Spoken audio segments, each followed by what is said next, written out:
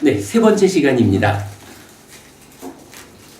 앞 시간에서 연기가 12연기, 괴로움의 발생 과정이라고 정의가 되었습니다.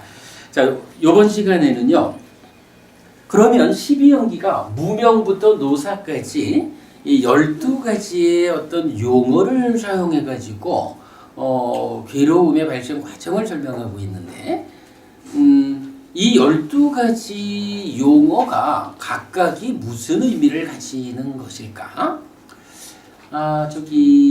여러분이 하나 주목하셔야 되는 게 있습니다.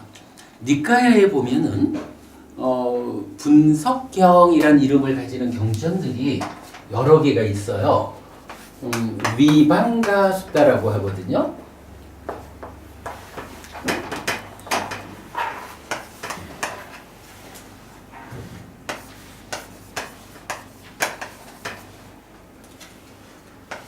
위방가 숫다 이렇게 나오는데, 위방가라고 하는 말을 이제 분석이라고 번역을 하는 거예요. 그래서 분석경.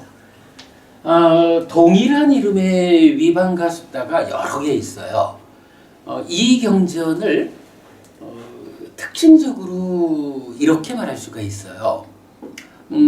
어떠한 대화든지 하다 보면은 의미가 정확히 전달되기 위해서는 내가 사용하는 단어가, 이 용어가 어떤 뜻이다라는 데 대해서 공감해야 되잖아요.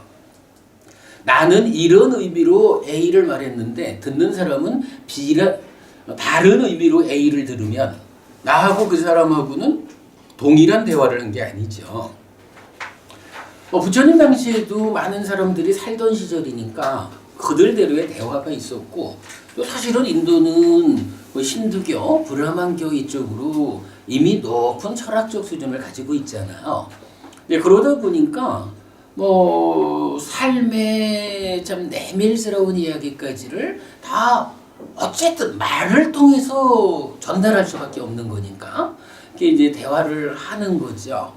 그럴 때에 부처님 입장에서는 세간적으로 쓰이는 단어를 그 단어의 세간적 의미 그대로 사용할 때는 그냥 써요.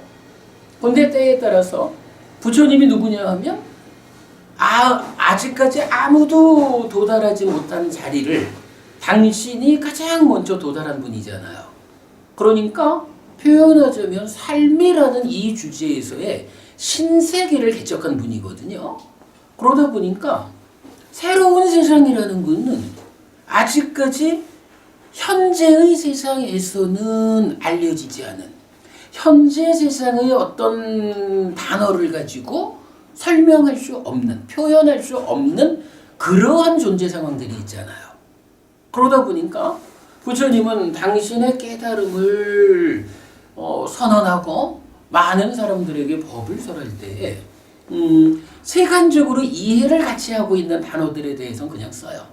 그런데 그 중에 이거는 아직까지 세간에 적용되지 않는 나에 의한 깨달음의 영역을 설명하는 단어들, 요런 단어들에 대해서는 이제 부처님이 그 단어를 정의를 해줘요.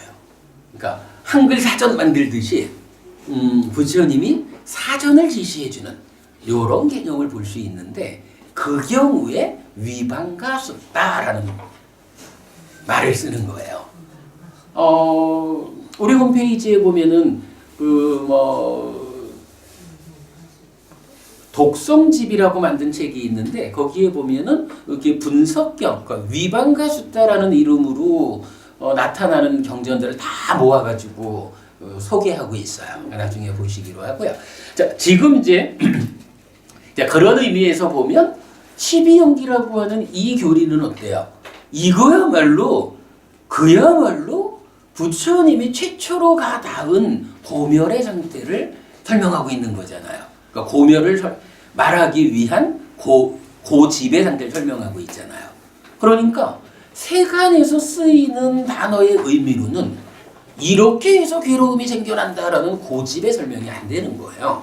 그래서 부처님이 무명에서부터 노사까지 12단어를 나는 이런 의미로 썼다라고 용어 정의해주는 경전. 자, 이 12연기의 용어 정의 이렇게 했습니다. 앞에 본 경전은 12번 상류도의 첫 번째 경이었죠. 연기경. 이게 12번 상류도의 두 번째 경으로 위반과 수다 분석경이 나옵니다. 자, 경전 같이 보겠습니다. 사와티에 머물다 비구들이여 그대들에게 연기를 설하고 분석할 것이다. 그것을 듣고 잘 사고하라. 나는 말할 것이다. 알겠습니다. 대덕이시여 라고 그 비구들은 세종께 대답했다. 세종께서는 이렇게 말하였다. 비구들이여 무엇이 연기인가? 요거는 이제 앞에 경전하고 똑같아요. 그래서 한 장 넘겨가지고 첫 번째 단락 이렇게 이 모든 괴로움 덩어리에 일어남이 있다. 그러니까 연기경에서 말은 고집과 고멸 중에 고집만을 지금 먼저 말한 거죠. 그리고는 이제 이어가지고 이런 분석 작업에 들어가는 거예요. 비구들이요. 그러면 무엇이 노사인가? 이제 거꾸로.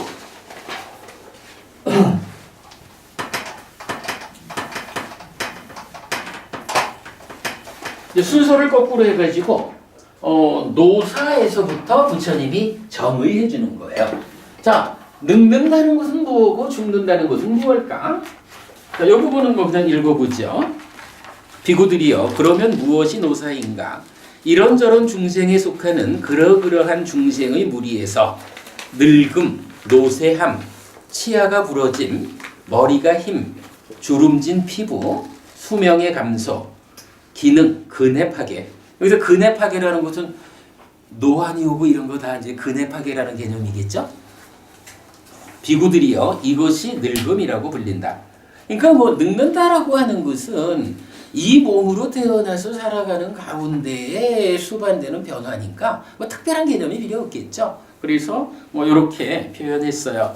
늙어가다 보면 이빨도 부러지는 거고 머리도 휘는 거고 피부는 주름지는 거고 수명은 그만큼 줄어드는 거고 눈도 침침해지고 귀도 먹먹해지고 이래 되는 거죠. 늙는 겁니다. 이런저런 중생에 속하는 그러그러한 중생의 무리로부터 종말, 제거됨, 해체, 사라짐, 사망, 죽음, 서거, 온의 해체, 육체를 내려놓음, 명근의 끊어짐, 비구들이여 이것이 죽음이라고 불린다. 죽는다라는 것도 뭐 그렇게 동일하게 보는 거예요.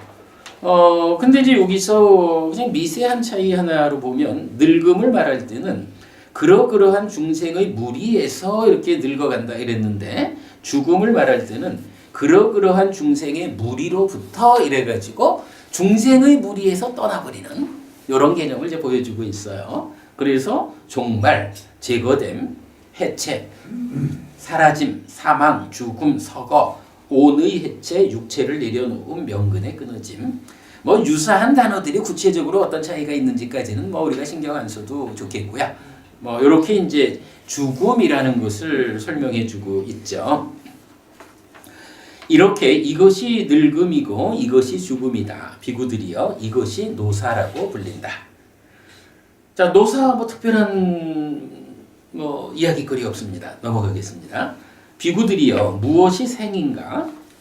이런저런 중생에 속하는 그러그러한 중생의 무리에서 태어남, 출생, 나타남, 탄생, 온의 출현, 처의 획득, 비구들이여 이것이 생이라고 한다.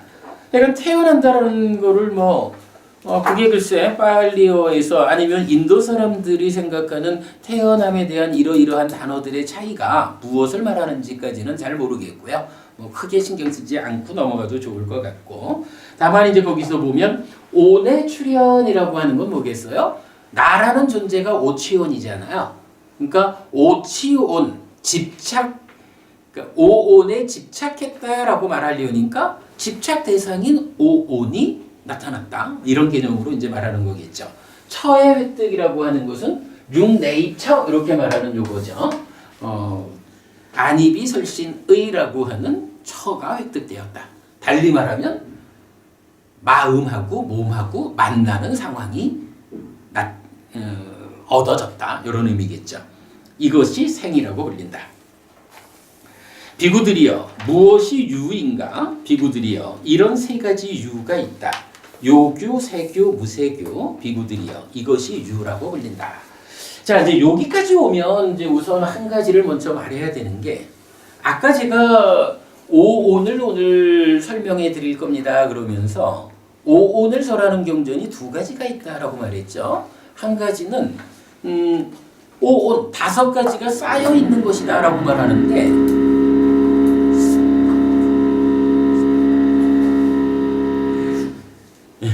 쌓여 있다라고 말할 때 어떤 것이 쌓여 있는 것일까? 요런 쌓여 있는 것의 정량적인 측면을 말하는 경전이 있는가 하면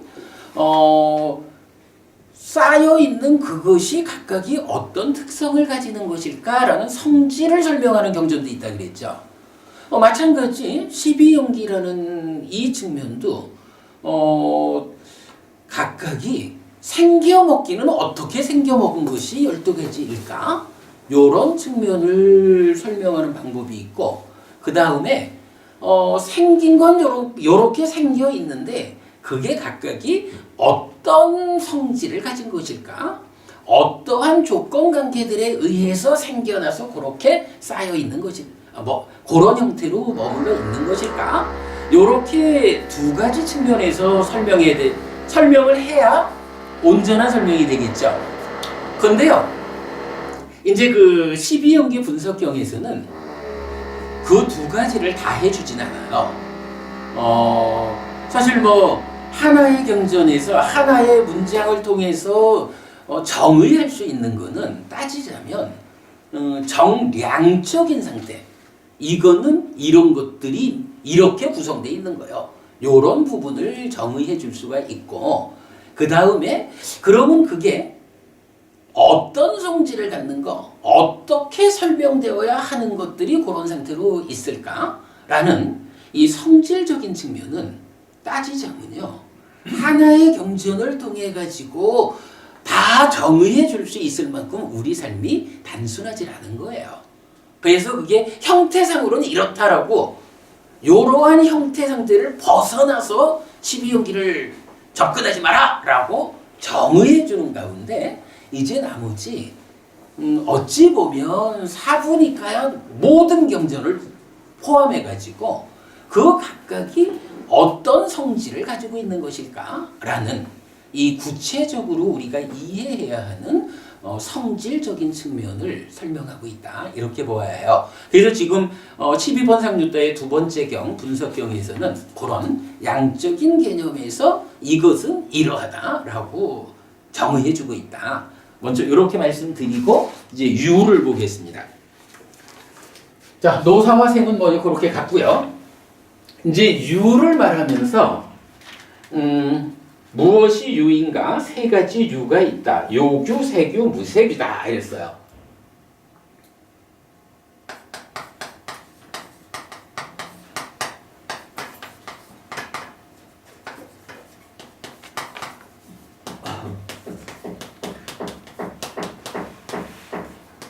자, 유라고 하는 거를 사실은 이렇게 놓고 보면 유가 뭔지는 잘 모르는 거예요. 근데 우리가 이제 앞에서도 이제 그런 이야기를 했죠. 식과 명색으로 이루어진 나라는 존재가 지금 이 순간 한순간을 살아가지고 변화가 얹어진 새로운 존재 상태가 되었어요. 요거 유라고 합니다. 요렇게 유를 설명하는 건 뭔가요? 이거는 존재라는 것에 대한 성질을, 그 속성을 설명하고 있는 거죠.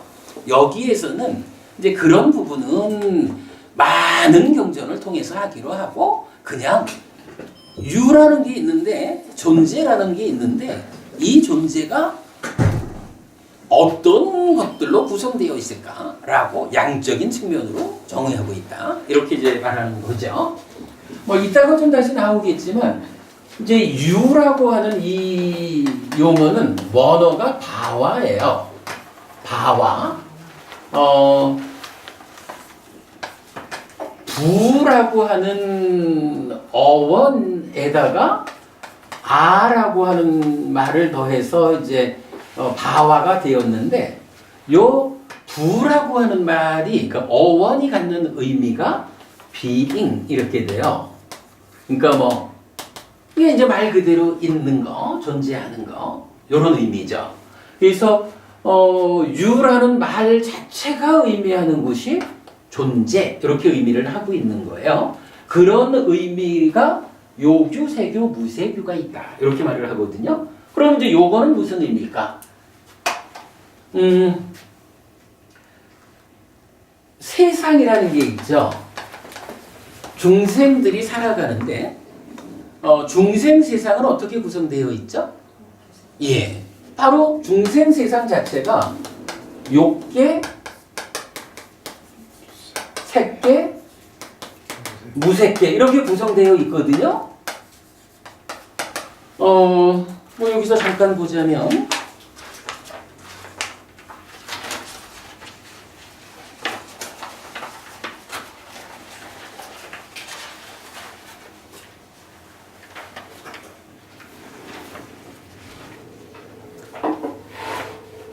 (22) 페이지로 한번 가볼게요.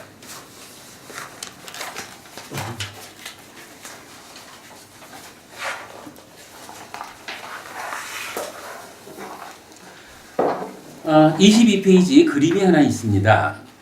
중생의 묶임으로 이해한 세계관이라는데,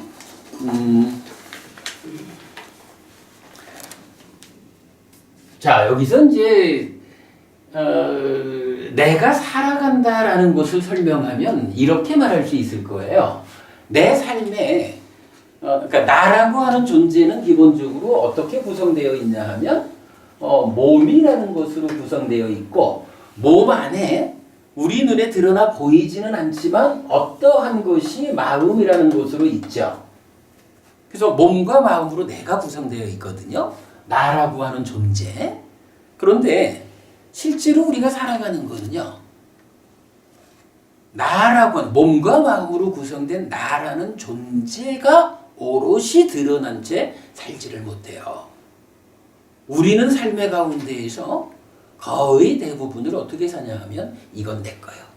이건 나요. 그러니까 이거는 내 거요라고 하는 특히 이제 물질적으로 구성된 세상. 이 몸과 마음으로 구성된 나라는 것 밖에 있는 물질로 구성된 세상을 놓고 그 가운데에 만나지는 것에 대해서 내 거요라고 하는 소유라는 개념을 가지고 사는 거예요. 소유. 그러면 이제 여러분 그 저기 에리 프롬이라고 아시죠? 에리 프롬 어떻게 말하나요? 소유냐 존재냐 이렇게 말하죠. 그래서 아마도 에리 프롬이 말하는 소유냐 존재냐 하는 것도 우리가 살아가면서 이 몸 밖의 물질로 구성된 것들에 대해서 내 거 하려고 욕심을 부리는 일이 우리의 존재 상태를 얼마나 타락시키느냐, 얼마나 퇴보시키느냐. 이렇게 물질적인 그것들을 내 거 하려고 하는 마음이 얼마나 저열한 삶이냐. 그러니 우리가 그러한 소유라고 하는, 욕심이라고 하는, 내 거라고 하는 개념을 내려놓고 그냥 나요 라는 존재를 오롯이 드러난 상태로 산다면, 자 이제 삶이 어떻게 되겠어요? 소유, 내 거요 라고 하는 욕심을 동력으로 우리가 살아간다면 동일한 어떤 한 가지를 놓고 나도 내 거 하려 하고 너도 네 거 하려 하고 그는 그 거 하려 하고 이러다 보니까 어떻게 해요? 한정되어 있는 물질을 여러 사람들이 서로 내 거 하려고 하다 보니까 거기서 싸움이 일어나죠. 이게 커지면 전쟁이 일어나고 많은 사람들이 죽는 거죠. 사실은 소유라고 하는 이거, 욕심이라고 하는 이것이 우리 삶을 얼마나 저열하게 괴롭게 힘들게 만드나요? 에리 프롬식으로 소유냐 존재냐 이래가지고 우리가 다 함께 소유적인 삶을 내려놓자.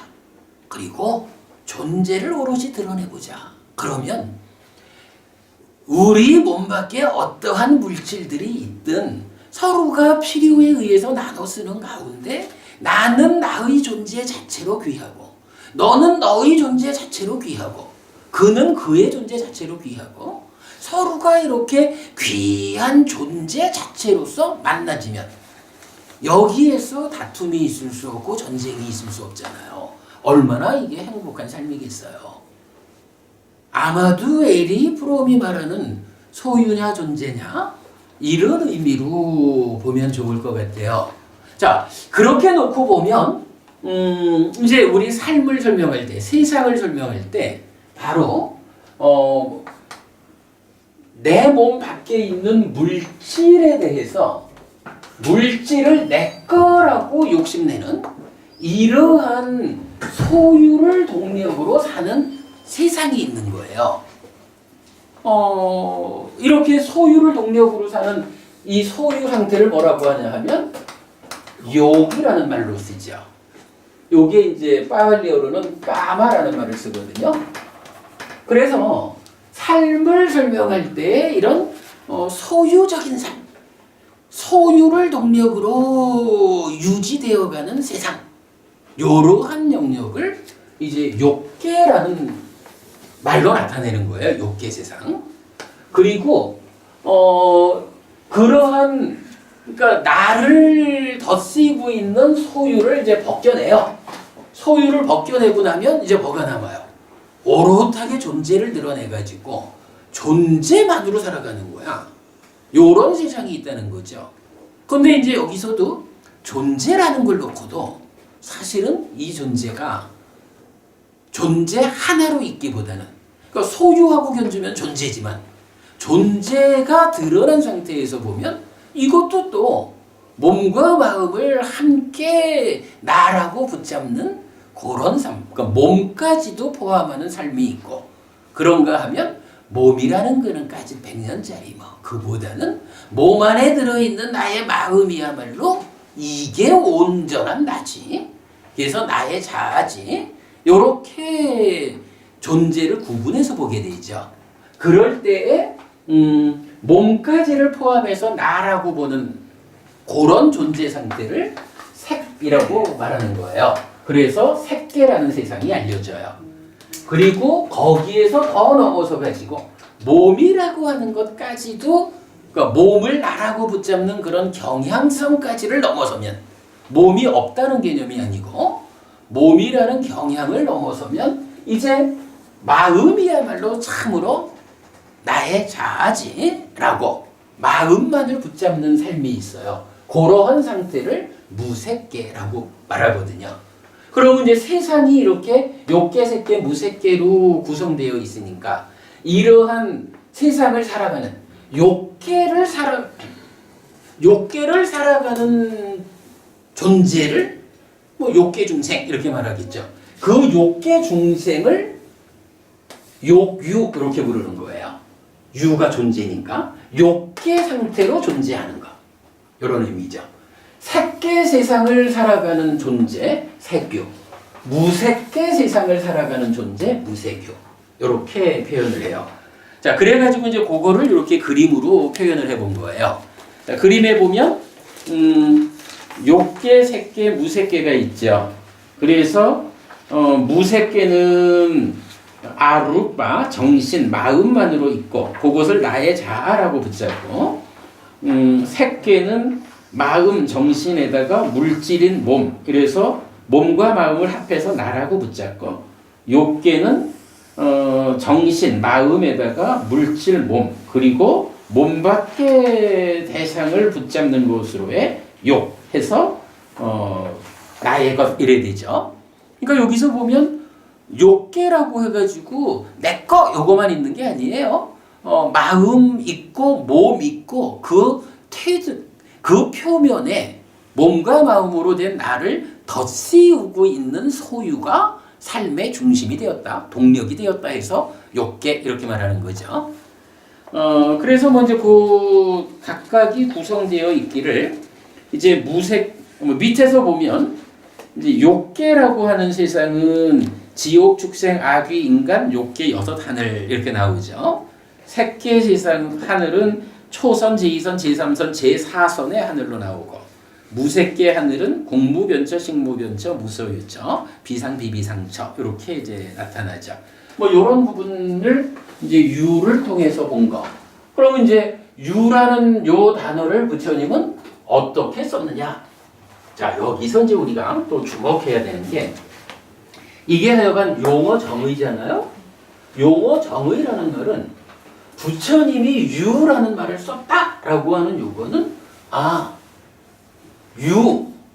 존재라는 말에는 욕계 세상을 사는 요규, 색계 세상을 사는 색유, 무색계 세상을 사는 무색유, 요 세 가지로 구성되어 있다. 여기에 요런 욕계 중생의 세상 밖에서 무언가 아뜨만이라고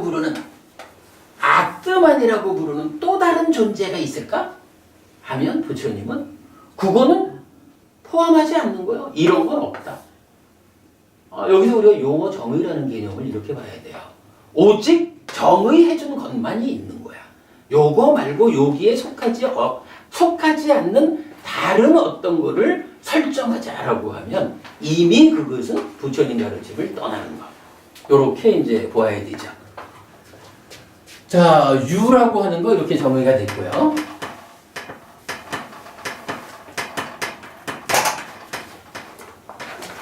그 다음에 다시 돌아와서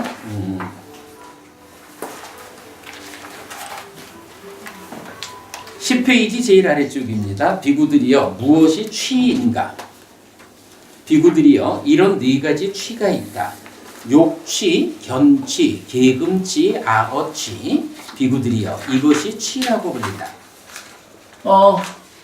마찬가지 개념으로 취라는 것은 이제 우파다나라고 해서 원어 자체가 붙잡는다라는 의미를 갖는 거예요. 붙잡는다. 그런데 이 붙잡는 취에는 어떤 것이 있느냐라고 하니 욕취라면 뭐가 되겠어요? 방금 보았지만 몸 밖의 물질적인 것들에 대해서 그걸 붙잡는 이렇게 되는 거겠죠. 욕취. 그 다음에 견취가 있어요.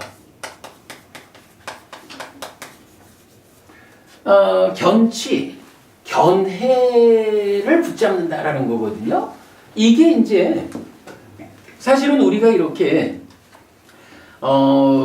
부처님 살아서 직접 설한 가르침이라는 공부 영역을 정해가지고 이런 공부를 하지만 아마도 공부 많이 하신 분들 입장에서는 이런 공부를 보아도 에이 아니지 하고 고개를 젓기가 쉬워요. 왜 그러냐 하면 이미 그동안 자기의 공부 과정을 통해 가지고 불교는 이런 것이요 라고 하는 자기 눈을 가져버린 거예요. 그래가지고 견해에 대한 집착. 불교적으로도 그러지만 다른 종교로도 마찬가지죠. 아무리 부처님이 무아를 말한다라고 가르쳐줘도 다른 종교를 갖는 사람들은 무아? 야 무함으로 어떻게 존재하니? 어쨌든 무언가 있지. 이런 견해를 갖는 거예요. 그래서 이렇게 부처님이 알려주는 삶에 대한 바른 시각 아닌 무명에 의해서 생겨나는 잘못된 관점들 요런 견해를 붙잡고 놓지 못하는 거예요. 요거 놓는 일이 참 어려운 거예요. 세상 보는 시각을 빨리 바꿔야 돼요. 근데 잘 안 바뀌어요. 그래서 그거를 견취 이렇게 말하는 거예요. 견해의 집착. 그 다음에 세 번째가 계금취.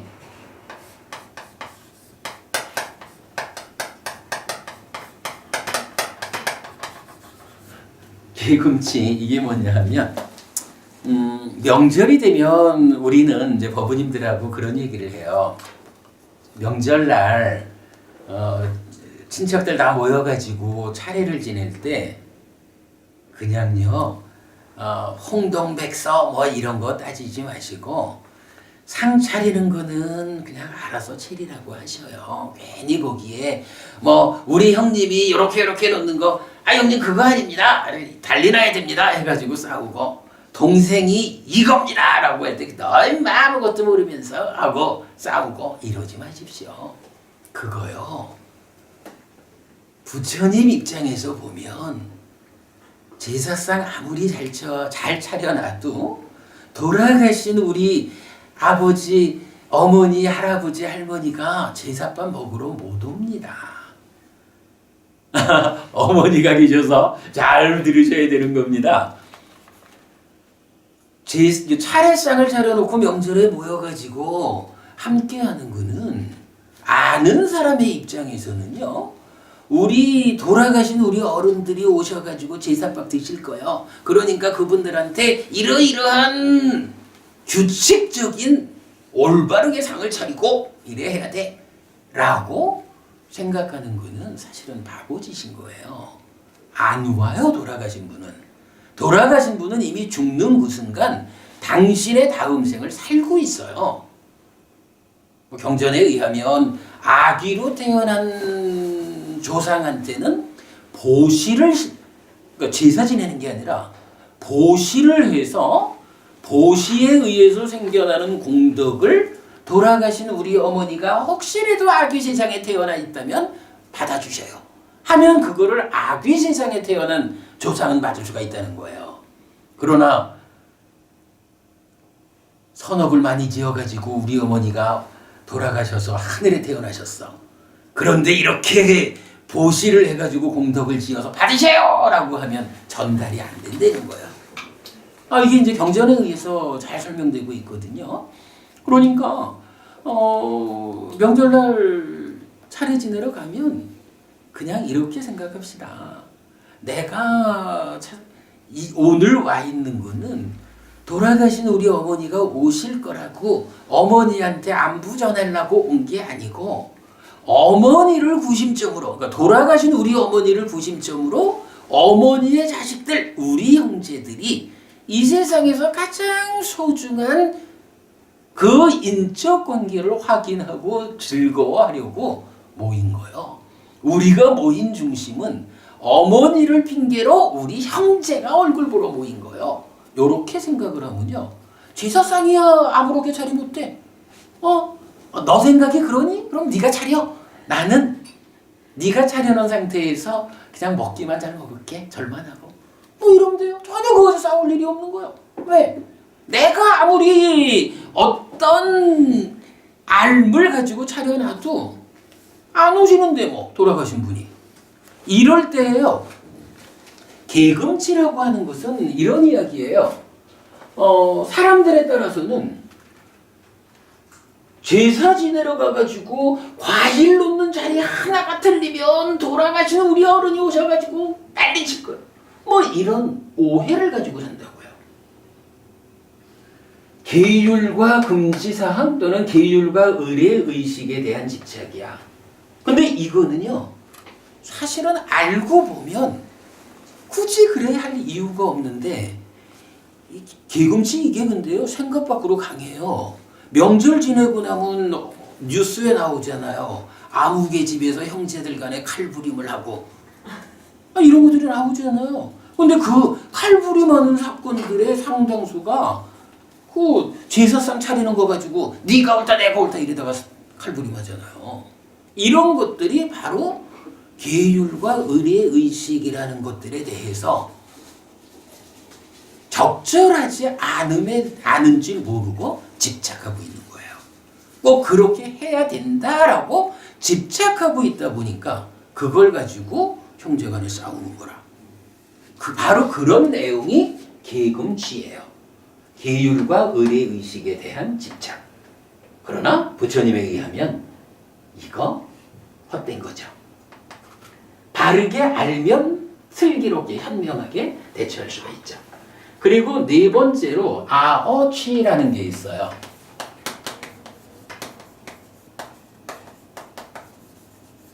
아어취. 요거는 나를 말하는 거죠. 나를 말하는 거. 여러분 우리가 한 가지는 분명하게 알죠. 나라고 하는 거. 아라고 쓰죠. 아트만. 이거 있는 건가요? 이거 있어요? 부처님 가르침은 그 중심 자리에 이거 설정된 거다. 이거 거짓이다. 이거 없는 거다. 이거를 뭐라고 불러요? 무아라고 하잖아요. 아트만 아니다. 그래서 안 아뜨만 또는 빨리어로는 안 아딴 이렇게 하죠. 바로 이 아뜨만 없다라고 하는 것이 부처님이 깨달음을 통해서 보아서 알려주는 우리 삶의 현실이거든요. 근데 사람들은요, 이 아뜨만이 있다라고 보는 거예요. 그러면 자아가 있다라고 볼 때는 어떻게 돼요? 자아가 있다라고 하면 그냥 있는 건가요? 어떤 형태로든 자기 존재 상태를 갖고 있겠죠. 그러다 보니까 사람들이 이제 서로 싸우는 거예요. 야, 나는 자아가 있는지 분명히 알아. 근데 이 자아가 어떤 자아인 줄 알아? 이 자아는 몸을 갖지 않는 자아예요. 그랬더니 어떤 사람이 웃기지 마. 나도 자아를 아는 사람인데 자아는 몸을 가지고 있어. 어떤 사람은 얘들이 뭐 자아는 야 몸도 있고 상도 가진 거요. 어떤 사람은 다 그런 거 필요 없다. 뭐 다양한 방법으로 자기가 이해하고 있는 자아를 설명한다고요. 그래가지고 그 자아의 자유를 가지고 또 논쟁을 하는 거죠. 그럴 때 바로 자아가 이런 것이다라고 말하는 집착. 근데 이 자아는 어떤 식으로 말을 해도 이런 자아, 그 자아가 맞는 자아가 있나요? 없어요. 자아 자체가 없는 거거든. 근데 없는 자아를 없는 줄 몰라가지고 있다라고 생각하고 있다면 어떤 형태로 있을까라고 자기대로의 견해를, 그러니까 자기대로의 설명을 하고 있는 거예요. 이게 아어취라고 부르는 거예요. 그래서 집착이라는 것은 요 네 가지로 정의가 돼요. 자, 집착까지 했고요. 어쨌든 뭐 이건 경전이 이렇게 정의해주는 내용에 대해서는 우리가 이건 부처님이 알려주는 정의다 이런 개념을 명확히 해야 합니다. 자, 그 다음에 비구들이요 무엇이 애인가? 이제 요게 그 가장 문제되는 가래죠. 바로 요거. 똑같은 삶의 틀 위에서 가래가 생겨나는 삶을 살면 괴로움으로 간다 이랬거든요. 근데 이 가래에 대해서 비구들이요 이런 6가지 가래의 무리가 있다. 세계, 성에, 향에, 미에, 촉에, 법에 비구들이요 이것이 애라고 불린다. 자, 여기서는 한 가지 참고할 거는요. 분명히 이러한 용어 정의에는 정량적인 것이 있고 정성적인 것이 있다. 우리가 이렇게 이해를 하죠. 그리고 지금 이 경에서는 정량적인 것을 말하는 것이다 라고 하고 있어요. 그런 이해 위에서 가래라고 하는 것이 하여간 삶의 틀 위에서 괴로움을 만드는 그쪽으로 있는데 이 가래는 어떤 것이 있을까라고 하니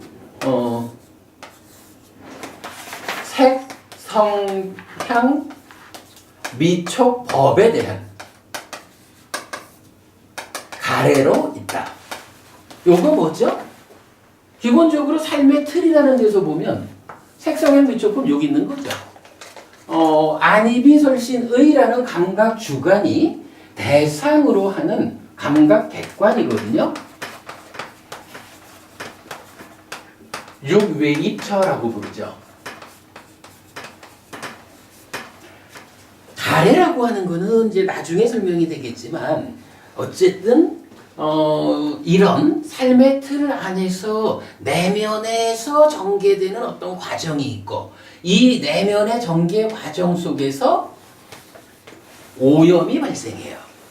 그러면 이렇게 오염된 상태의 마음, 오염된 마음을 가래라고도 하고 아니면 오염시키는 오염원, 오염원 자체만을 가지고 가래라기도 하고 오염원에 의해서 오염된 마음의 상태, 그러니까 오염된 마음을 가래라고도 하고 그래요.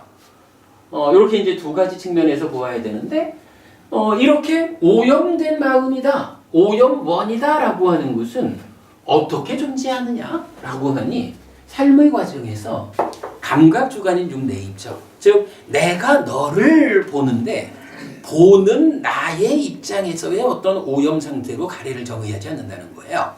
가래는 너에 대한 감각 대상, 육 외입처에 대해서 그러니까 예를 들어서 욕에 이러면 소유적인 가래 이렇게 되겠죠. 그럼 소유적인 가래라는 것은 나 자체에 대해서 어떤 소유를 일으키는 게 아니라 내가 인식하는 대상에 대해서, 즉 색성향 미촉법, 외입처에 대해서 요건 내 거 할 거요 라는 오염된 마음, 그러한 오염권, 요런 걸 말한다 라고 해서 외입처에 대한 가래라고 정의가 되고 있어요. 뭐 가래 이야기는 뭐 뒤에 가서 많이 해야 되니까 이제 요 정도로 넘어가고요. 그 다음에 비구들이여 무엇이 수인가? 이런 6가지 수의 무리가 있다. 안촉생수, 이촉생수, 비촉생수, 설촉생수, 신촉생수, 의촉생수 그랬어요. 자, 수라고 하는 게 여기 있는 거잖아요. 이 수는 그렇게 보았거든요. 안과 색을 조건으로 안식이 생겨나죠. 그리고 요 3가지가 같이 있는 거예요. 지금 보는 거라는 거예요. 요거죠. 그게 촉이잖아요. 그랬더니 그렇게 지금 보는 것을 아는 상태에서 만나 있으니 아까 말씀드렸듯이 여기서 고개를 싹 저으면 무언가 불만하구나 해서 내가 괴로움을 경험할 거고, 고개를 끄덕끄덕 해주면 조는 거 말고 끄덕끄덕 해주면 공감하고 있구나 해서 즐거운 느낌을 경험하잖아요. 바로 경험이라고 하는 것은 그런 건데, 여기서도 마찬가지 정성적인 설명이 아니라 지금 이경에서는 정량적인 설명이잖아요. 그래서 이렇게 말하는 거라. 가래라고 하는 것은 대상에 대해서 오염된 상태를 말한다면, 이제 이 경험한다는 것은 누가 경험하느냐 하면 안과 색에 의해서 생겨난 안식, 삼사합, 촉, 요 과정을 안촉이라고 부르는 거예요. 그러니까 촉도 요 안과 색을 조건으로 안식이 생겨난 삼사합은 안촉, 이촉, 비촉, 설촉, 신촉, 의촉 이렇게 되거든요. 그래서 연장선상에서 안촉에 의해서 생겨나는 수, 요거는 안촉생수, 안촉에서 생겨난 경험 이렇게 불러요. 그리고 마찬가지 6개니까 의촉생수까지 그렇게 구성이 되어 있어요. 자, 수라고 하는 거 이렇게 안촉생 내지 의촉생까지 수로 경전은 정의해주고 있어요. 그러니까 어쨌든 경험한다라고 하는 것은, 경험하는 일의 주체는 감각 대상이 아니고 감각하는 내가 경험하는 것이다. 이런 의미로 이해하면 되겠어요. 자, 그렇게 해서 넘어가고요. 그 다음에 비구들이여 무엇이 촉인가? 비구들이여 이런 6가지 촉의 무리가 있다. 안촉, 이촉, 비촉, 설촉, 신촉, 의촉. 비구들이여 이것이 촉이라 불린다. 이건 방금 설명드린 거죠? 안과 색을 조건으로 안식이 삼사화합 안촉. 그래서 안 내지 의촉이 있다. 자, 그리고 나면 이제 사실은 오늘 수업에서 우리가 여러 방법을 통해서 접근하고자 하는 가장 중심이 되는 게 사실은 요거 같아요. 육입이라는 게 나오거든요. 육입 볼게요. 비구들이여 무엇이 육입인가? 안처, 이처, 비처, 설처, 신처, 의처. 비구들이여 이것이 육입이라고 불린다. 이랬어요. 안입이 설신의.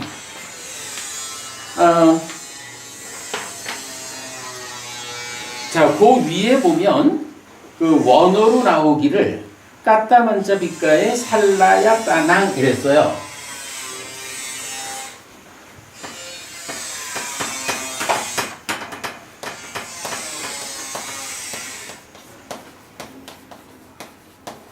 자, 육입이라는 말은 원어가 살아야 따는데 살이라는 게 이제 육이고, 요 아야따나라는 말이 글쎄 뭐 토대, 저는 이제 그런 식으로 이해를 해요. 근데 요 아야따나라는 말을 중국 사람들이 번역을 할 때요, 어떤 사람들은 요거를 들입자로 번역을 했어요. 들입자라는 건 어떤 의미일까요? 안이 색을 그러니까 눈이 보이는 것을 주목해가지고 감각하는 거잖아요. 감각한다는 게 뭐예요? 밖에 있는 걸 내 안으로 받아들이는 거잖아요. 그러니까 받아들인다라는 의미로 보면 드립자가 적절한 번역이죠. 근데 요거를 또 같은 단어를 다른 사람들은 처라고 번역을 했어요. 처. 요거는 감각작용이 어디에서 일어날까? 일단 감각작용이 있으려면 눈이라는 것과 대상이라는 것이 함께 있어야 감각할 수가 있죠. 그러니까 감각이 이루어지기 위해서는 안과 색이라고 하는 감각 주관과 감각 객관이라는 감각을 위한 토대가 필요하다. 이렇게 말하는 거겠죠. 그래서 처라는 말로도 번역을 해요. 그런가 하면 동일한 하나의 단어를 어떤 사람들은 아예 요 두 개를 붙였어요. 그래서 입처라고도 번역을 해요.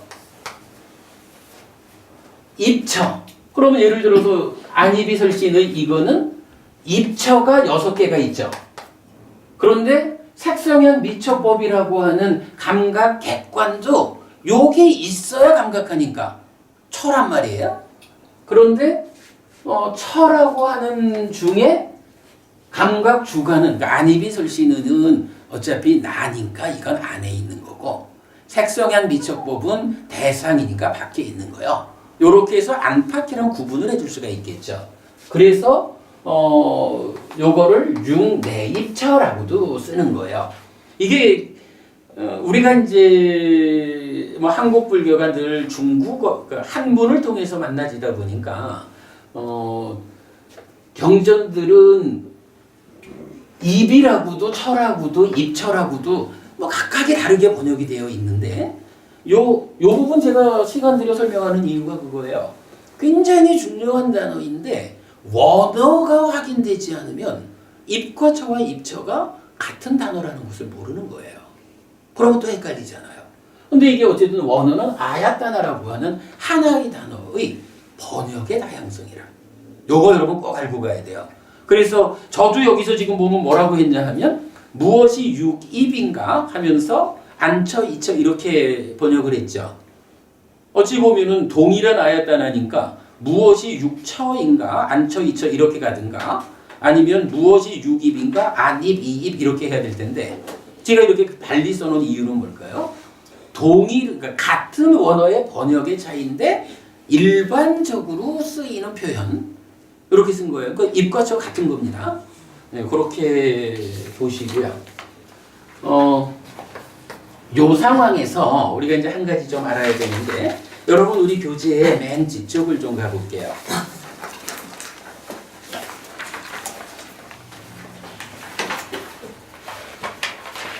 53쪽, 55쪽.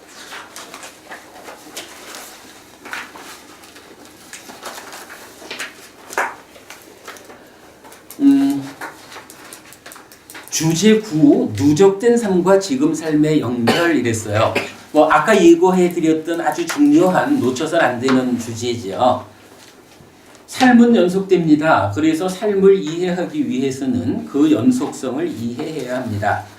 과거 삶들의 결과로 누적된 식은 몸, 즉 명색과 함께 스스로 존재가 되어 지금 삶에서 식을 새끼칩니다.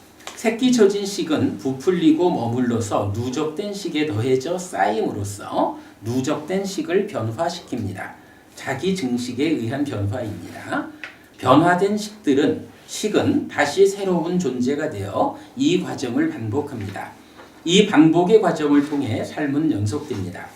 이 몸이 유지되는 동안은 변화의 과정이 이어짐으로 무아이고, 이 몸이 죽으면 새로운 몸으로의 태어남에 이어 변화의 과정을 지속함으로 윤회입니다. 이렇게 무아와 윤회의 연결 가운데 삶은 연결됩니다. 요거 뭐 나중에도 보겠죠. 이렇게 연결되는 삶은 두 자리를 설명할 수 있어야 합니다. 누적된 삶에서 지금 삶으로 연결되는 과정과 지금 삶이 누적된 삶으로 연결되는 과정입니다.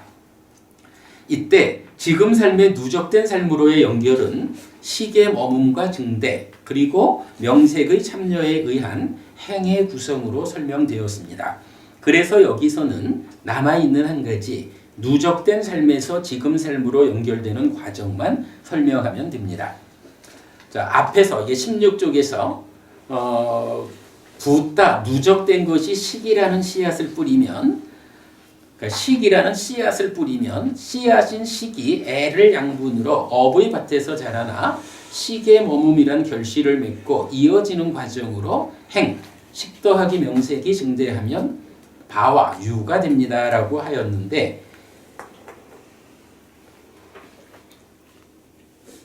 이게 참고적으로 하려니까 너무 뛰어넘어가지고 좀 어렵긴 하네요.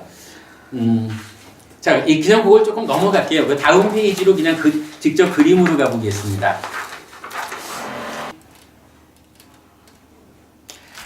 그냥 요 그림 몇 개만 그냥 설명 없이 보도록 할게요. 자, 아까 우리가 말했지만 그 본다라는 일은 식과 근, 마음과 몸이 함께 해야 볼 수가 있죠. 그 측면에서 안식, 이식, 비식, 설식, 신식, 의식, 마음이 있고요. 거기에 안근, 이근, 비근, 설근, 신근이라고 하는 몸의 기능이 참여하고 있어요. 그리고 이제 수상사라는 것이 따로 있고, 그랬을 때, 자, 밑에 보면 한편 감각 기능은 몸에만 있는 것이 아닙니다.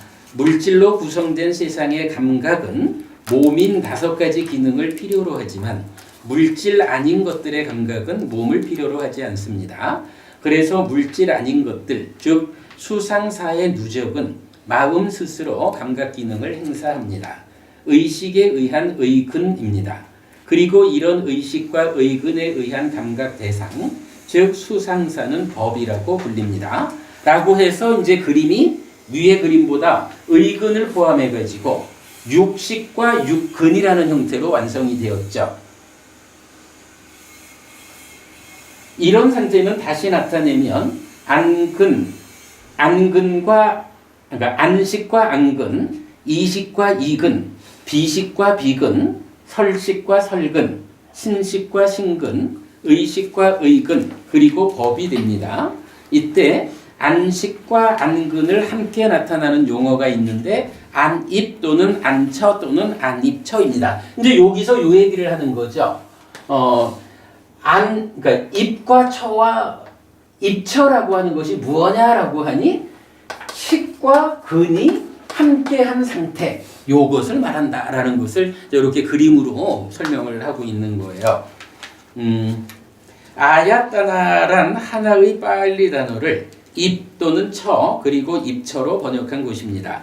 그리고 의입, 의처, 의입처까지의 6가지로 구성된 입처를 육내입처라고 합니다. 이런 구성에 의하면 안입이 설신의는, 자, 우리가 이런 안입이 설신의 눈, 귀, 코, 혀, 몸, 마음을 말하는데 이제 이렇게 보면 어때요? 이것이 6가지 식과 6가지 근으로 있다라는 건 알았는데 지금 여기에 오면 안입이 설신의가 똑같이 입이라고도 처라고도 하는 또 다른 한 가지가 나타난 거죠. 여기서 중요하게 우리가 보아야 되는 게 안입이 설신의라고 6가지로 말하는 거는 식도 있고 근도 있고 처도 있다. 그런데 처라고 하는 것은 뭐냐 하면 식과 근이 더해진 거다. 자, 요걸 놓고 최고부님, 우리 사는 이야기에서 식이라는 거하고 근이라는 거하고 처라는 거하고 3가지 중에 대표자가 있다면 누굴까? 그러니까 마음인 식이 대표가 될까요? 몸으로 나타나는 근이 대표가 될까요? 아니면 몸과 마음이 함께한 것으로의 처가 대표가 될 거예요. 처가 될 것 같습니다. 뭐 당연한 얘기죠. 왜냐하면 사는 거는 누가 살아요? 마음이 사는 것도 몸이 사는 것도 아니라 몸과 마음이 함께한 내가 살잖아요.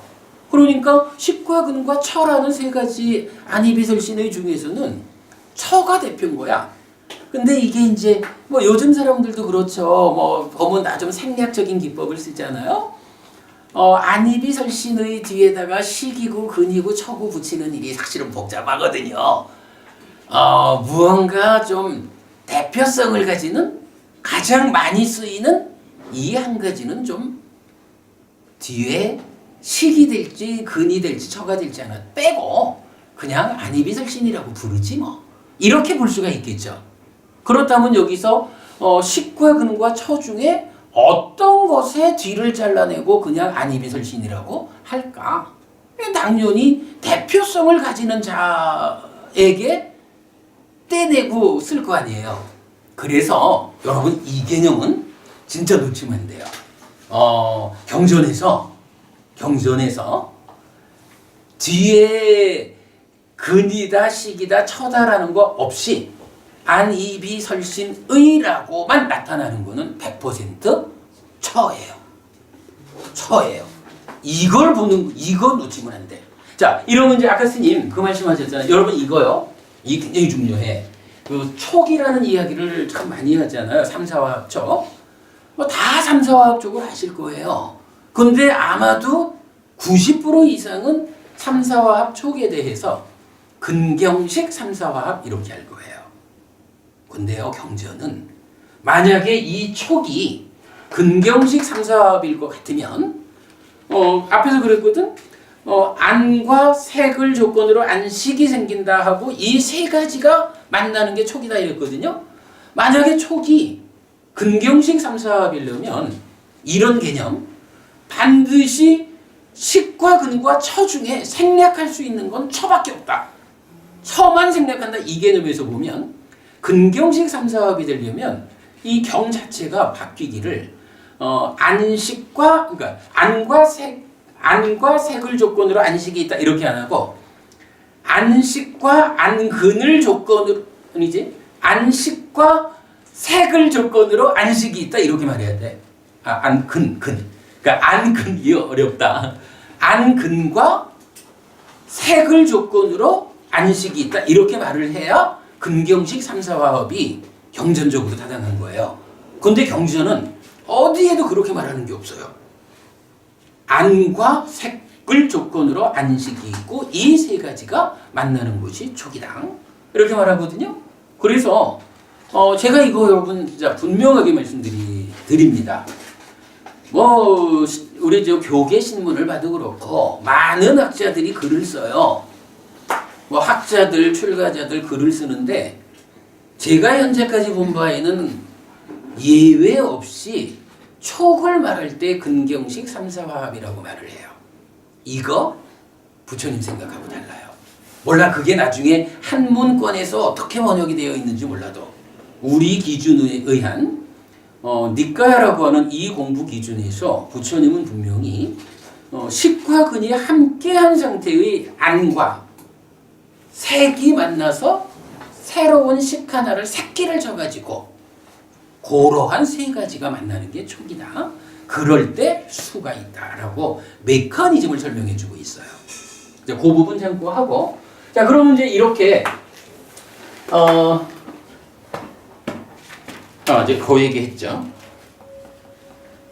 자, 그거 이제 읽어보면 이런 구성에 의하면 안이비설신의는 식과 근과 처의 세 가지 형태를 가집니다.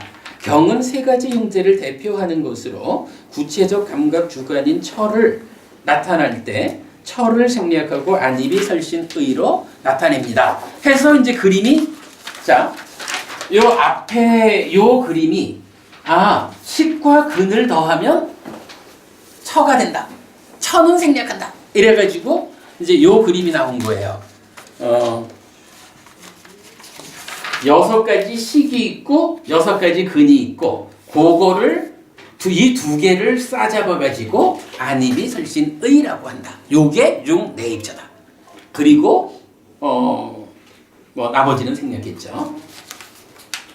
그런 상태에서 이제 요 주제의 결론. 그런데 붓다, 누적된 것, 즉 식과 명색을 이렇게 펼쳐서 설명하는 이유는 세상을 만나는 과정을 이해하기 위해서입니다. 자, 세상을 만나는 과정, 뭐니 해도 그러니까 내가 달리 말하면 마음이 몸과 함께 세상을 만나는 요 얘기죠. 세상을 만나는 과정을 이해하기 위해서입니다. 그리고 세상을 만나는 것은 더 이상 누적된 삶의 과정이 아니라 지금 삶의 과정입니다. 지금 삶의 과정을 설명하기 위해 붓다, 누적된 것, 즉 식과 명색을 세상의 조건에 맞춰 펼쳐놓은 것이라는 이해입니다. 삶은 마음이 몸과 함께 세상을 만나는 이야기입니다. 그래서 지금 삶은 지금 만나지고 있는 세상과의 관계입니다.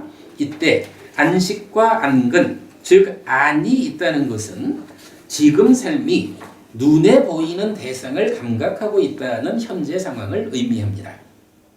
요게 뭔 얘기냐 하면요. 자, 안이비설신의 6가지로 말을 했죠. 근데 이거는요, 삶을 포괄적으로 설명하는 얘기죠.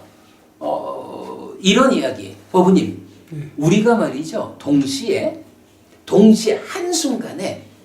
한순간에 내 마음이 눈으로 가가지고 보고, 그러면서 동시에 귀로도 가가지고 듣고, 그러면서 동시에 코로도 가서 냄새 맡고, 혀로도 가서 맛보고, 몸으로 가서 느끼고, 또 인지하고, 이런 일들을 동시에 하는 것인가요?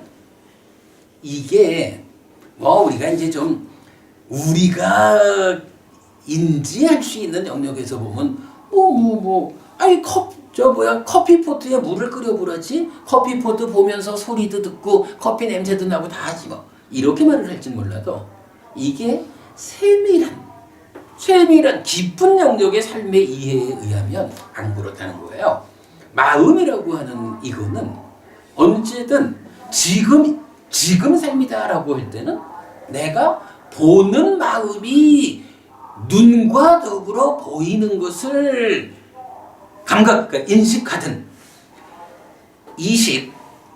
귀의 마음이 귀와 더불어 들리는 것을 인식하든, 한순간에는 하나의 일을 하게끔 되어 있는 거예요. 왜냐하면 우리 삶이라는 게 그러니까 이러한 그 삶의 틀을 통해서 하나로 가는 거지, 이게 이렇게 모여져서 나가는 게 아니거든요.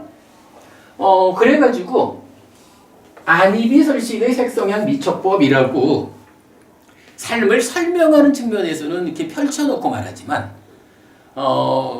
지금 삶, 그러니까 누적된 것이 아니라 지금 이 순간의 삶이라는 것은 볼 때는 보는 상태만 있고, 들을 때는 듣기만 하는 거고, 그렇게 지금 삶은 안과 색으로의 삶일까, 이와 성으로의 삶일까, 내지 의와 법으로의 삶일까, 이렇게 하나의 삶이 진행된다는 거예요. 그러면 그때에는 어떤 일이 있겠어요? 내가 지금 안으로의 삶을 산다라고 하는 요거는요. 자, 내 마음이 눈과 함께 대상을 본다라고 하는 요 상황이 마음이 눈과 함께 했습니다라는 여기에서 단락지어질 수 있을까요? 즉, 마음이 눈과 함께 했는데 거기에 대상은 없어. 요런 일은 있지 않다는 거예요. 왜냐하면 하는 일 자체가 마음이 눈으로 갔다는 것은 지금 눈앞에 펼쳐져 있는 보이는 대상을 보는 일을 하고 있다는 거거든요. 그래서 이제 중요한 개념이 12연기에서는 유깁이라고 표현을 하지만, 유깁, 즉 식과 근이 함께한 상태로서의 감각 주관인 나라고 말해지는 요거는 안의 상태일 때는 색이 대응해 있는 거야. 색이 대응해서 색에 대한 알무로의 새로운 안식을 새끼쳐서 만들고 있는 거야. 요 과정. 경전적으로는 분명히 정의가 6가지 처가 있다 해서 안처 내지 의처, 줄여서 말하면 안입이 설신 의가 육입이다 이렇게 말을 하는데, 그것의 실제적인 의미는 이 자리가 삶을 이해하는 측면에서는 이 내입처와 외입처가 대응해서 식을 만드는 이 과정 전체가 육입이 의미하는 바다. 요 개념을 우리가 알아야죠.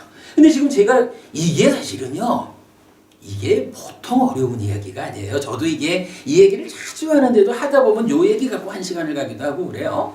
근데 이게 어찌 보면 이해하기 어려운 것 같지만 어찌 보면 우리 사는 이야기로는 당연해요. 내가 지금 보는 자가 되어 있다라는 것은 보이는 것과 함께하고 있는 상황이고, 그래서 아는 거거든.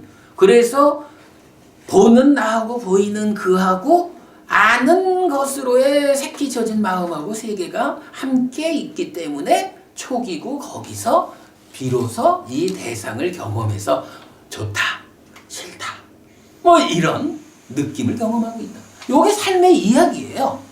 삶을 이렇게 설명해주고 있는 거. 그거를 12연기에서 이렇게 설명하고 있다라는 거죠. 육입에 대해서 그 부분을 설명하느라고 좀 이 맨 뒤에 쓴 좀 어려운 이야기까지를 좀 갔다 왔어요. 자, 그래 하고 빨리 오고 하고선 좀 쉬도록 합시다. 자, 그러면 이제 다시 몇 페이지가 되냐 하면 12쪽으로 돌아왔습니다.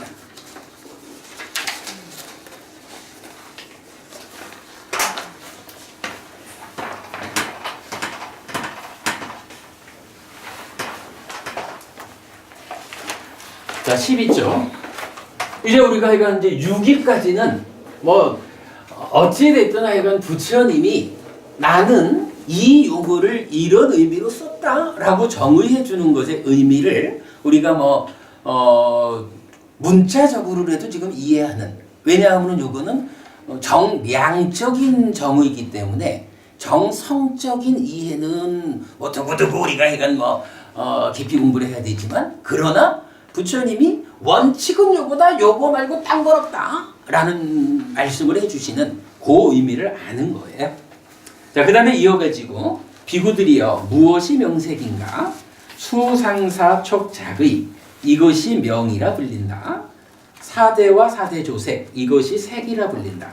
이렇게 이것이 명이고 이것이 색이다. 비구들이여 이것이 명색이라고 불린다 하셨어요.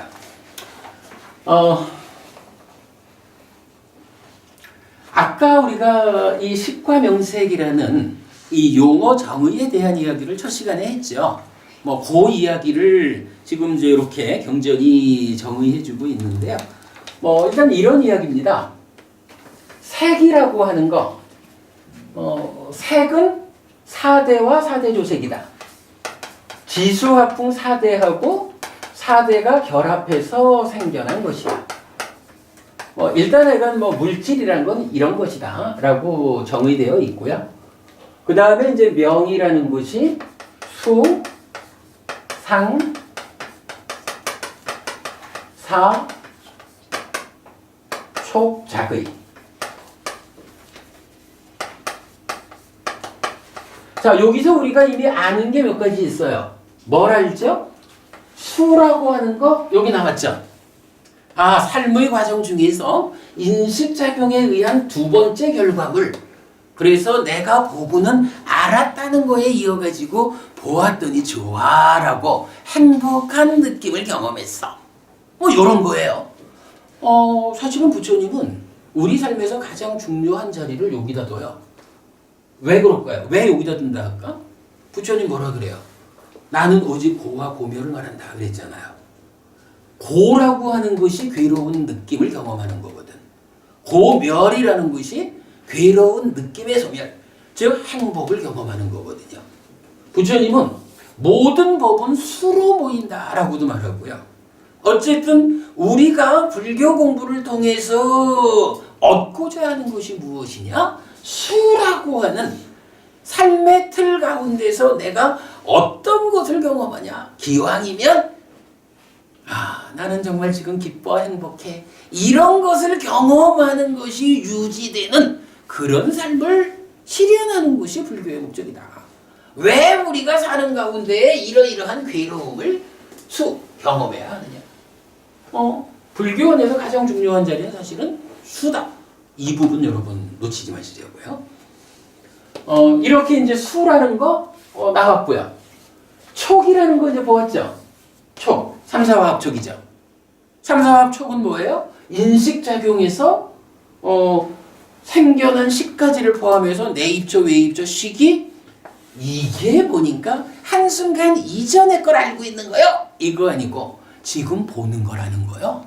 내 눈앞에 현재 하는 것에 대한 알미여서 세 가지가 만난 거요. 요 얘기예요. 이게 삶을 이해하는 데서는 어쨌든 불교는 현재 진행형이다. 이 표현 우리 하죠. 불교는 과거 이야기를 지금 하는 게 아니야. 현재 진행형으로. 과거를 대상으로 현재에 뭘 할 수도 있죠. 그러나 어쨌든 삶은 현재형이에요. 요 개념 촉에서 설명되는 거죠. 작의라고 하는 거는 뭐냐 하면요. 제가 이제 계속 그 얘기를 하죠. 이 처라고 하는 것이 식과 근이잖아요. 그래서 마음이 몸과 함께 세상을 만난다라고 할 때 이게 어떤 식으로 만나는 거예요? 이 마음이 식이 그죠? 식이라는 마음이 몸과 함께 하는데 안근으로 갈까 이근으로 갈까 비근으로 갈까 뭐 이런 거 요거 누가 결정해요? 마음이 결정하겠죠. 물론 이제 뒤에 우리 수행과 관련한 이야기에서 보면 사실은 마음이 결정 안 하고 외입처가 결정하는데 와서 부딪히는 대로 마음은 끌려가 이렇게 이제 괴로움을 만드는 마음 상태를 말하지만 그러나 어쨌든 식과 근 마음과 몸이라는 입장에서 보면 어쨌든 내 마음이 눈으로 가면 안이 되는 거고 귀로 가면 이가 되는 이런 거잖아요. 이렇게 마음이 몸과 함께 대상을 인식한다고요. 감각한다고요. 감각해서 받아들이거든요. 요럴 때 요걸 어떻게 표현해야 돼요? 내 마음이 눈과 함께 대상을 주목해가지고 내가 보는 것이 요거다라고 받아들이는 거죠. 요거 어떻게 표현해요? 그게 뭐냐 하면 작의라는 개념이라. 의라고 하는 마음의 작용. 이거 뭐 뒤에 설명하겠지만 의라고 하는 마음이 어떤 작용을 하느냐. 마음이 몸을 선택해가지고 어떤 대상을 주목해서 받아들이는 요거를 작의라고 불러요. 여러분 우리 수행하면 이제부터 호흡 수행하잖아요. 호흡 수행할 때 첫 번째가 뭐예요? 내 마음을 눈으로도 귀로도 코로도 혀로도 보내지 않고 콧구멍 아래의 내 피부, 내 몸이죠. 피부. 요쪽으로 내 마음을 보내가지고 여기에 닿는 공기 알갱이의 느낌. 그거를 주목해가지고 그걸 붙잡고 놓치지 않음을 통해서 삼매로 가고 이렇게 수행이 가잖아요. 바로 그런 개념. 마음이 내 몸의 어느 쪽으로 가서 대상을 주목할까. 요 개념을 작의라고 하는 거예요. 그러면 작의하고 촉이라는 개념이 알려지죠. 그리고요, 사라고 하는 거는요, 나중에 이제 5권에서 설명이 되겠지만, 이 집착의 자리, 여기가 행위의 자리거든요. 행위하는 것을 사라고 불러요. 그러니까 이게 이제 사는 의도거든요. 보통 쓰는 말로 의도. 그래서 의도하면서 그 의도하는 가운데에 몸과 말과 마음으로 업을 짓는다. 뭐 이렇게 그 업의 영역, 행위하는 영역을 사라고 해요. 의도. 그리고 이제 마지막 상이 하나 남아 있는데 상은 여기 어디에도 지금 안 나타나 있어요. 상은 안 나타나 있는데 요거는 나중에 봐야 돼요. 왜냐하면 그냥 쉽게 표현하자면 여기 물음표 해놨지만 요 삶의 틀에서 수 이후에 가래로 가서 괴로울 것이냐 가래의 소멸로 가서 행복할 것이냐 요 자리에서 작용하는 그것이 상이에요. 그래서 상은 삶의 질을 결정하는 놈이에요. 요거 이따 5권에서 나올 거예요. 상은 이렇게 숨어 있어요. 그러나 어쨌든 수상사 촉작의 요게 명이라고 정의가 되었어요. 여러분들은 요 정의 놓치면 안 됩니다. 뭐 어떤 교재를 보든지 여기에다가 식을 더해가지고 명색이 5원이다 이렇게 아는 순간 여러분 쉬비용기는 이제 자기를 감춰버립니다. 그렇게 하시고요. 자, 그래서 이건 명색이라는 거 이렇게 정의가 되고, 그 다음에 이제 식이라는 거는 뭐 계속 얘기하는 거지만, 경전은 다시 식은 어떻게 정의하냐 하면, 무엇이 식인가? 6가지 식의 무리가 있다 해서, 안식 내지 의식. 안식 내지 의식 6가지의 식이 있다라고 정의가 돼요. 그거 뭔가요? 안입이 설신 의가 식도 있고 근도 있고 처도 있잖아요. 그 중에 식이라고 하는 요거는 그대로 안입이 설신 의 6가지가 있다라는 거예요. 요 개념은요, 딴 거 아니에요. 식이라고 하는 내 마음이 있는데, 내 마음이라는 게 사실 독립적으로 혼자 있는 게 아니고, 몸과 함께 나를 구성하는 마음이잖아요. 그런데 이거는 어쨌든 사는 이야기 위에 있다고요. 산다라는 것은 어쨌든 내가 내 마음이 몸과 함께 세상을 만나는 건데, 세상이라고 하는 것이 보이는 거, 들리는 거, 냄새 맡아지는 거, 맛보아지는 거, 느껴지는 거, 이런 색성향 위촉이라고 하는 물질적인 것으로 구성되어 있고, 그 외에 그것과 다른 법이라고 하는 수상사의 개념으로 세상이 구성되어 있는 거예요. 그러다 보니까 마음이 몸과 함께 세상을 만나자라고 할 때는 어떻게 하겠어요? 세상이 존재하고 있는 대로 같은 형태로 만나야 되잖아요. 그래서 색을 만나는 것은 안 해서 안식, 성을 만나는 것은 이식, 이런 식으로 색성향 미처 법에 대응하도록 나의 존재 상태를 구분해 놓은 게 안입이 설신의 식, 근, 처 이래 되는 거예요. 그러니까 식은 안식 내지 의식이 있는 거예요. 근데 여기에서도요, 부처님 진짜 아주 부처님 확정적인 이야기를 하나 해주셔요. 맞지만니까요 38번이 가래멸진의 큰 경 이래가지고 여러분 잘 아시는 뭐 사띠비구 이야기 나오는 경인데, 그 경에서 부처님은 명확한 표현을 써요.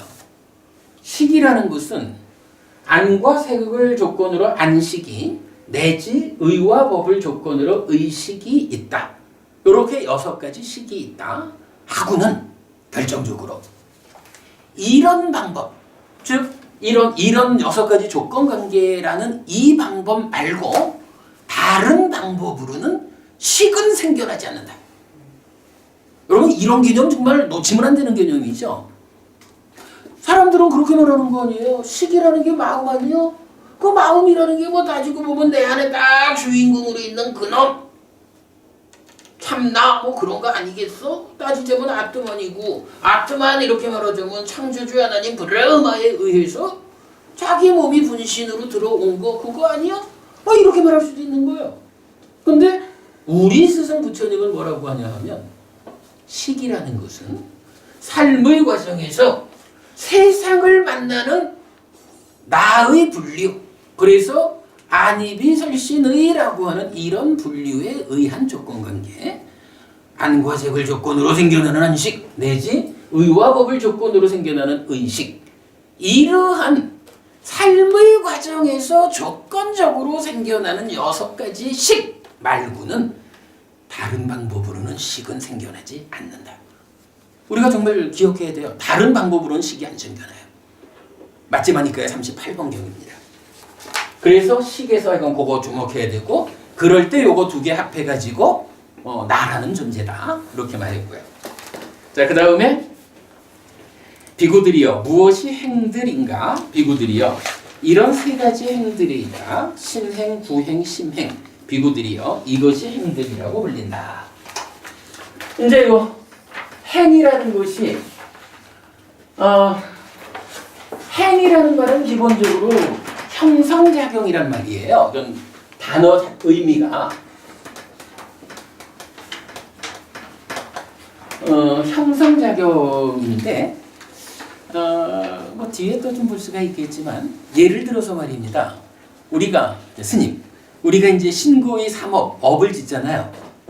응? 신업, 구업, 의업, 업을 짓잖아요.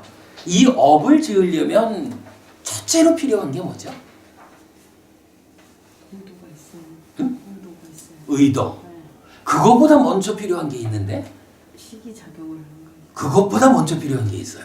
자, 신업이라는 건 뭐냐 하면 몸으로 행위하는 거죠. 구업이라는 건 뭐냐 하면 말로 행위하는 거죠. 의업이라는 것은 의라고 하는 마음으로 행위하는 거죠. 이렇게 신구의 삼업을 짓자면 스님은 우리 얘기 좀 했다 치고 김 교수님 생각에는 어때요? 그 답변하라고 일어나셨나 봐. 저기 신구의 삼업을 지으려면 첫 번째로 필요한 게 뭘까?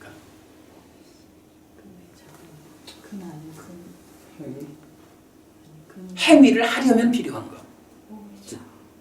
응? 몸이 있어요. 구조.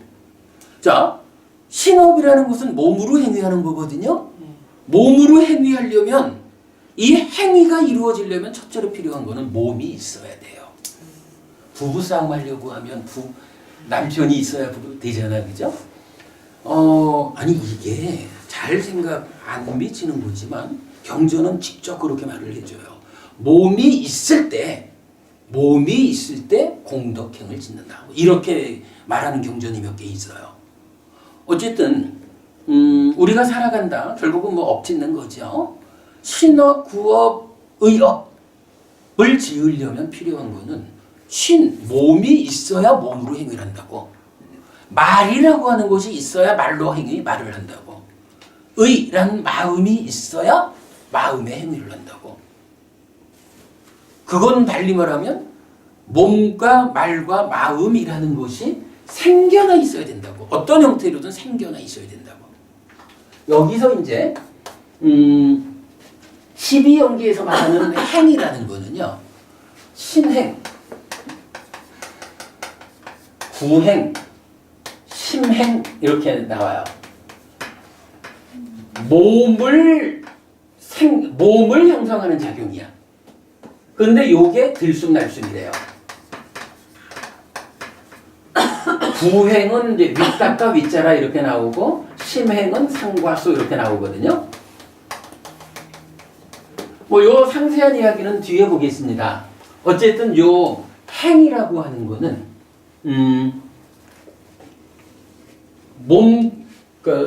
식과 명색이 중심이 되어 가지고 살아가는 이런 삶의 과정에서 어쨌든 중생이라고 하는 이 존재 상태가 확보되려면 첫째로 몸이 있어야 되는 거야.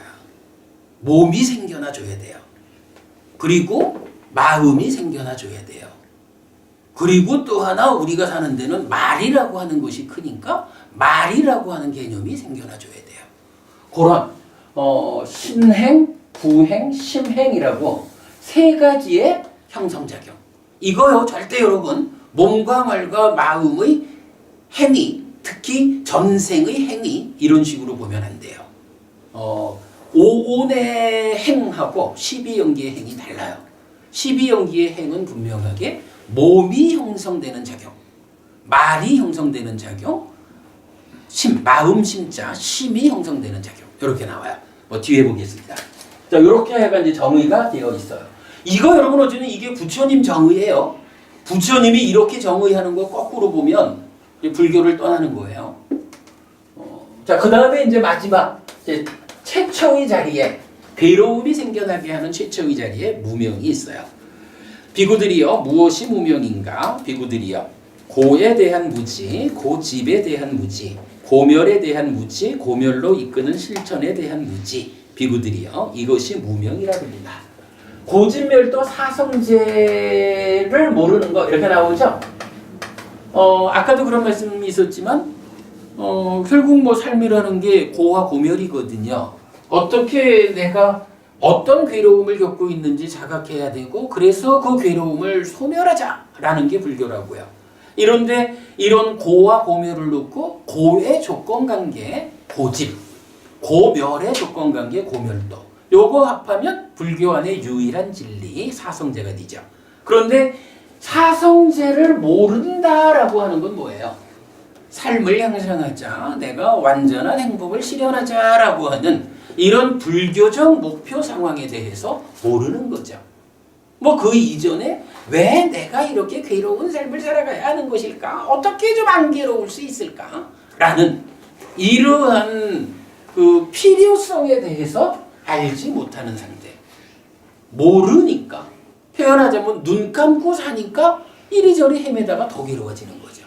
그런 상태를 무명이라고 말하고 무명으로부터 이러한 과정을 거쳐서 괴로움이 생겨난다라고 설명하는 거죠.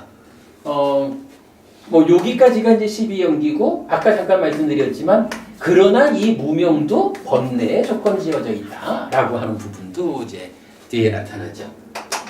자, 그래서 이제 경은 여기까지로 12개의 용어를 정의해 줬어요. 그리고 이제 나머지는 뭐 12연기를 다시 반복해 줬으니까 뭐 읽지 않아도 될 것 같아요. 자, 오늘 세 번째 시간에서는 12연기의 12가지 용어가 부처님에 의해서 어떻게 정의되어 있는가? 우리가 이 용어를 물론 정량적인 정의다 보니 정성적으로 이 각각이 어떠한 성질 특성을 가지는 것일까 하는 것은 뭐 두고두고 계속 공부해야 되는 내용이지만 그걸 완전히 알아야 이제 삶을 정확히 알지만 그래도 그 과정에서 부처님은 정의해 준 게 있다. 어떤 형태로든 우리가 이 정의를 벗어나는 공부를 해서는 안 된다. 라는 부분을 명확히 한 상태로 하고 한 10분 쉬었다가 근데 진짜 우리 오늘 언제까지 공부할 거예요? 아마 가셔야 될 분들도 있을 것 같은데 이렇게 하죠. 뭐 우리가 그 끝나는 시간을 정하지 않고 했거든요. 그러니까 스스로 판단해서 이젠 내가 다른 일정 때문에 공부를 끝내고 가야 한다 하시는 분은 뭐 먼저 일어나셔도 좋고 아니야 근데 저도요 늦어도 6시를 넘기지 않을 것 같아. 제가 못 버텨요.